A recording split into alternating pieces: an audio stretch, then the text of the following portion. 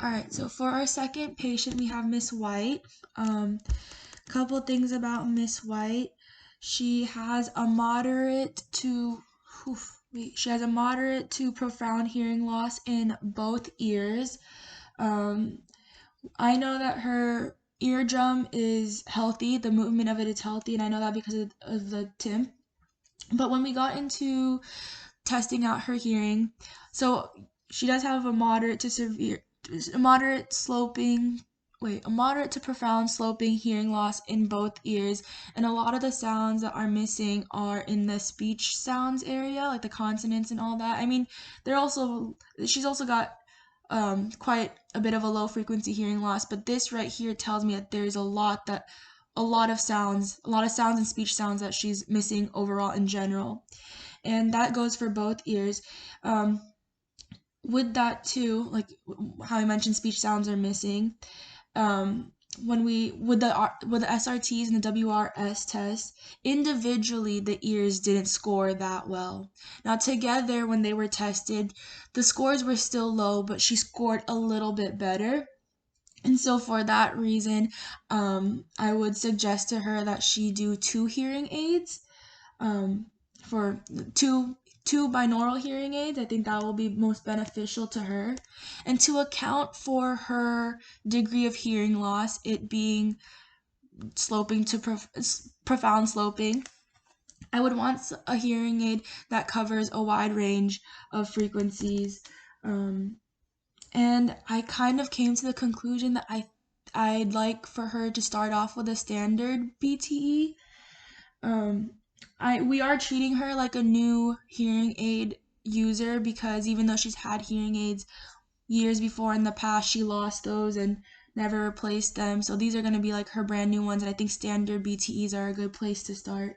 So not only is it good for her in um in in helping her out with her hearing aspects, physically also it's really good, because it was also mentioned that she's got arthritis, and so I'm accounting for dexterity troubles a little bit.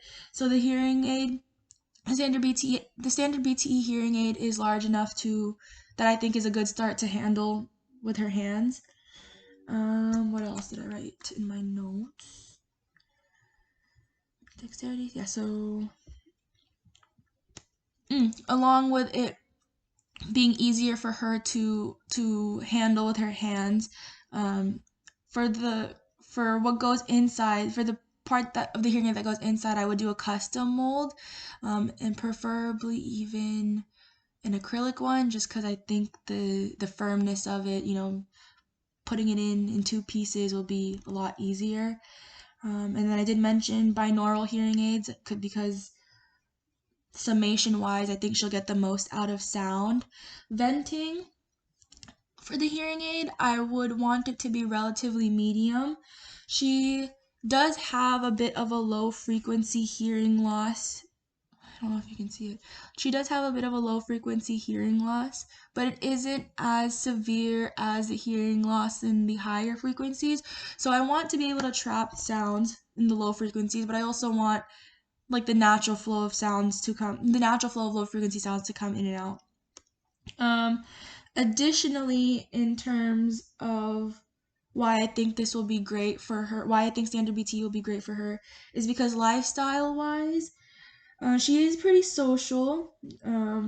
She explains that, what's this called? Let's see. Sorry. That, yeah, she's very social, that she likes being a part of the community and all that. And she likes being in like group settings, but she does admit to having a hard time hearing and understanding in large groups, like if there's a speaker involved. And so, what's this called? In terms of technology level, I would keep it relatively simple, because she does live a simple life. But I think one thing that she might enjoy would be a remote mic. That way, it helps her focus on a speaker when there's a group gathering and when there's additional background noise or something like that, so she can enjoy all of her daily activities.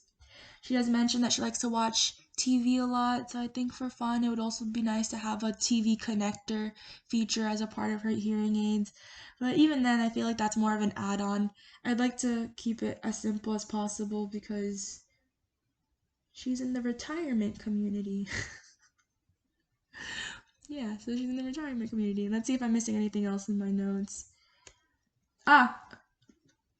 Another thing, back on the, well, it doesn't matter, but the hearing aid itself, I would suggest that rechargeable is best for her because she did mention, along with her dexterity issues, that batteries are a hard thing for her to place.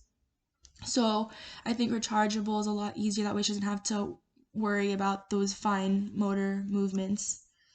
And yes, I believe that's it for my recommendation. So to summarize everything, I recommend a standard BTE for the purposes that it's bigger. I think that's easier for her to use dexterity wise, and the bigger it is, on my end, I feel like the size of it covers a wider range of hearing loss, which is the hearing loss that wider range of hearing loss, which I think covers her hearing loss. Venting would be medium to closed to capture low frequencies, but also let natural ones come in and out. I would do a custom earpiece. I think that'll also make it easier on dexterity, make it rechargeable easier on dexterity. Have it binaural, to account for the bilateral. Have it binaural to account for the hearing loss in both ears because she did score a little better with both ears together and didn't fare all that well individually. And technology wise, keeping it as simple as possible, but if there's anything I think she'll really, really love, it's the remote microphone. And yeah.